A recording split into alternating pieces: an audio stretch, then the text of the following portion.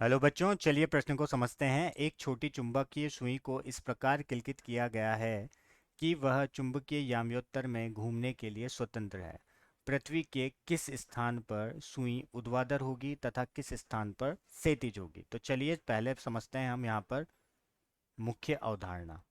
देखिए बच्चों, मुख्य अवधारणा में हम यहाँ पर सबसे पहले हम देखेंगे, हम बात करेंगे सबसे पहले हमारे भौगोलिक याम्योत्तर की। तो बच्चों देखिए, भौगोलिक याम्योत्तर क्या होता है? पृथ्वी को अगर हम ऊर्ध्वाधर से काटेंगे, अगर दो भागों में विभाजित करेंगे, तो जो तल का निर्माण होगा उसे हम कहते हैं भौगोलिक याम्योत्तर। इसमें हमारा भौगोलिक अक्ष के सापेक्ष हम काटेंगे तब ये बनेगा, ठीक है। किसके सापेक्ष काटेंगे हम? भौगोलिक याम्योत्तर अक्ष के सापेक्ष, भौगोलिक अक्ष के सापेक्ष। और अगर मैं चुंबकीय याम्योत्तर की बात करूं बच्चों, तो चुंबकीय याम्योत्तर यहाँ पर क्या होता है?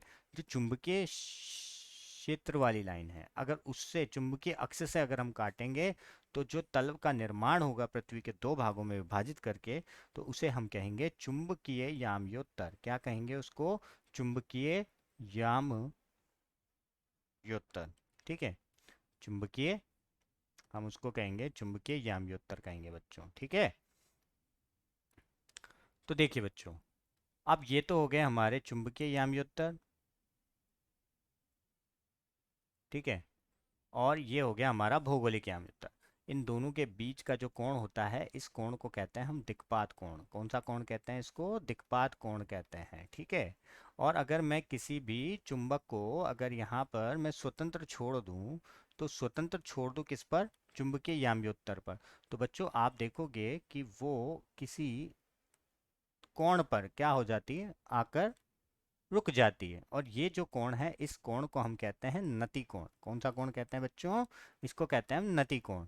तो ये जो हमारा, ये जो एक्सिस है, ये जो तल है, इसे, ये जो लाइन है, इसके कहेंगे हम चुंबकीय उत्तर, ठीक है। और अगर इसकी बात करेंगे तो ये हो गया हमारा चुंबकीय उत्तर, ठीक है।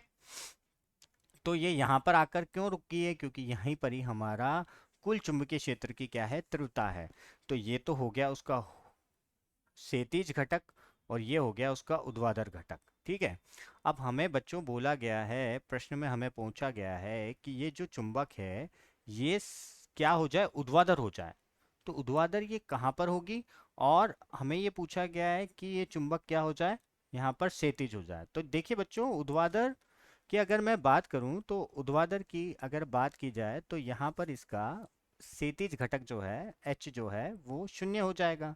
और अगर हम यहाँ पर क्षैतिज अगर ये हो जाए, ऐसे हो जाए, तो इसका जो ऊर्ध्वाधर घटक है वो शून्य हो जाएगा। तो इन्हीं अवधारणाओं को उपयोग में लेकर चलिए हम प्रश्न को हल करते हैं। तो चलिए बच्चों, देखते हैं यहाँ पर हल। तो हम सबसे पहले हम बनाएंगे हमारा पृथ्वी का भौगोलिक याम्योत्तर। ये देखिए बच्चों, ये हो गया हमारा पृथ्वी का भौगोलिक याम्योत्तर, ठीक है। और ये हो गया हमारा चुंबकीय याम्योत्तर, ठीक है बच्चों। ये चुंबकीय याम्योत्तर, ये हो गया हमारा भौगोलिक,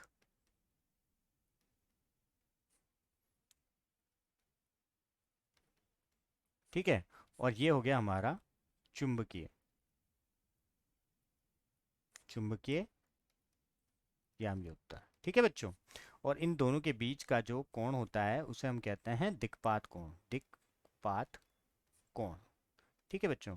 अब यहाँ पर मैंने क्या करा, एक चुंबक को, एक मैंने किलकित चुंबक को क्या कर दिया, यहाँ पर स्वतंत्र छोड़ दिया। तो हमने देखा यहाँ पर कि वो कोई थीटा डिग्री का कोण बना रही है, किससे? चुंबकीय उत्तर के साथ। ये क्या है? चुंबकीय उत्तर है, इसके साथ बना रही है। या फिर हम इसको क्या कह सकते हैं? ये क्षैतिज घटक हो जाएगा, और ये क्या हो जाएगा? वर्टिकल घटक हो जाएगा, या फिर ऊर्ध्वाधर घटक हो जाएगा, ठीक है। और इस कोण को हम क्या कहते हैं बच्चों? इसे कहते हैं नति कोण। तो चलिए अब प्रश्न के मुख्य भाग पर आते हैं। तो प्रथम भाग में हम यहाँ पर, मुख्य भाग के प्रथम भाग में हम यहाँ पर देखेंगे कि हमें बोला गया कि ऐसा कब हो जाएगा कि ये जो हमने स्वतंत्र चुंबक रखी है, ठीक है, ये क्या हो जाए? ऐसे हो जाए, ऊर्ध्वाधर हो जाए। तो बच्चों देखिए, ऊर्ध्वाधर कब होगा? देखिए बच्चों, अगर ये ऊर्ध्वाधर हो जाती है मतलब कहीं ना कहीं जो चुंबकीय क्षेत्र है, कुल चुंबकीय क्षेत्र है, वो ऐसा हो जाएगा, ठीक है। मतलब कहीं ना कहीं जो इसका सेतिज घटक है वो क्या हो गया है, शून्य हो गया है बच्चों। सेतिज घटक अगर शून्य हो गया है तो हमें पता है कि यहाँ पर हमें एक चीज पता है, हमें एक चीज पता है यहाँ पर कि जो संबंध होता है किसमें, एक ऊर्ध्वाधर घटक में और नति कोण में और जो क्षैतिज घटक है उसमें ये संबंध होता है। तो यहाँ से अगर मैं देखूं तो बच्चों आपको पता लग रहा होगा कि यहाँ पर बीवी बटे शून्य आ रहा है, वो टेन थीटा के बराबर हो रहा है। मतलब टेन थीटा यहाँ पर क्या हो गया है, अनंत हो गया है। और ये कब हो सकता है, जब कोण कितना हो, 90 डिग्री हो। अगर ये 90 डिग्री हो रहा है तो ऐसा तभी संभव है, ये सिर्फ ध्रुवों पर ही संभव है, ध्रुवों पर ही संभव है। तो ये हमारे प्रश्न का प्रथम उत्तर हो जाएगा। अब द्वितीय की बात करते हैं बच्चों। तो द्वितीय में अगर हम बात करें बच्चों तो ये अब ये ऐसे हो गई है, ये क्या हो गई है, क्षैतिज हो गई है, ठीक है। अगर ये क्षैतिज में आ गई है तो देखिए, अगर ये क्षैतिज में आ गई है तो अगर हम यहाँ पर बात करें तो इसका यहाँ तो क्या हुआ था, यहाँ पर कौन सा घटक यहाँ पर शून्य हुआ था। तो अगर आप इस प्रश्न में देखोगे, इस चित्र में देखोगे बच्चों, तो अगर ये ऐसे ऊर्ध्वाधर आ जाती है तो मतलब कहीं ना कहीं इसका जो ये वर्टिकल कंपोनेंट है या फिर ऊर्ध्वाधर जो घटक है वो क्या हो जाएगा बच्चों, वो शून्य हो जाएगा। तो हमें पता है कि बी वी बी एच बराबर क्या होता है, टेन थीटा होता है। मतलब यहाँ पर टेन थीटा बराबर क्या हो गया, जीरो हो गया। मतलब थीटा की कोण क्या हो गया, थीटा बराबर क्या हो गया, 0 डिग्री हो गया। और ऐसा तभी संभव है, ये निरक्षीय पर ही संभव है, संभव है। या फिर हम कह सकते हैं विषुववृत्त रेखा, विषुवृत्त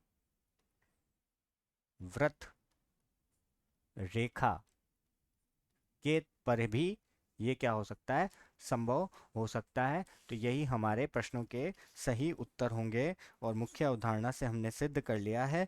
तो मैं आशा करता हूँ कि आप लोगों को समझ आया होगा। धन्यवाद।